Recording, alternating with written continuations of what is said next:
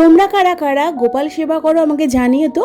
আমি না ঠিক গোপালকে ঠাকুর হিসাবে মনে করি না, মনে করি নিজের সন্তান, নিজের 4টে ছোট্ট ছোট্ট বাচ্চা, এদের খেতে দেওয়া, স্নান করানো, জামা কাপড় পরানো ভীষণ ভালো লাগে।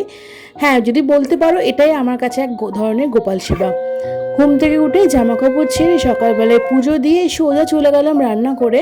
কারণ এই একটা গোটা আস্ত তরমুজকে আমার কাটতে হবে, কিন্তু খুব ভয় লাগে জানো তো, ভেতরটা সাদা হবে না লাল হবে। বাট কাটার পর দেখলাম এখন টুকটুকে লাল তরমুজ, মনটা ভীষণ খুশি হয়ে গেল।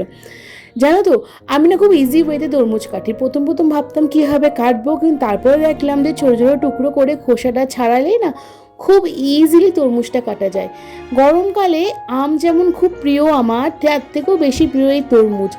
এতে অনেক কিছু থাকে, একদিন না হয় তোমাদের বলবো যে তরমুজ খেলে কী কী হেল্প হয় বা কী কী উপকার হয় শরীরে।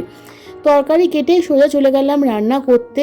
আমার অবস্থা দেখেছো কি গরম পড়েছে, রান্না করব না ঘামবো।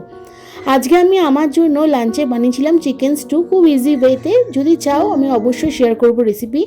বাবাইকে ব্রেকফাস্ট দিয়ে আর আমি নিয়ে নিলাম আজকে আমার ব্রেকফাস্টে ওভারনাইট সোক ওটস, তার সাথে তরমুজ। এই যে বললাম না লাঞ্চে বানিয়েছিলাম চিকেন স্টু, তার সঙ্গে ডিম সেদ্ধ, আর হ্যাঁ অবশ্যই রায়তা, টক দইটা রেগুলার রাখি। সন্ধেবেলায় খেয়েছিলাম আজকে গ্রিন টি। পেটে খুব ভার ছিল, ডিনার করিনি। তারপর পড়লাম বসে আমার ক্যালেন্ডার নিয়ে, কারণ সামনের মাসে শিডিউল রেডি করতে। চলো আজ তাহলে এই পর্যন্তই, কাল আবার দেখা হবে।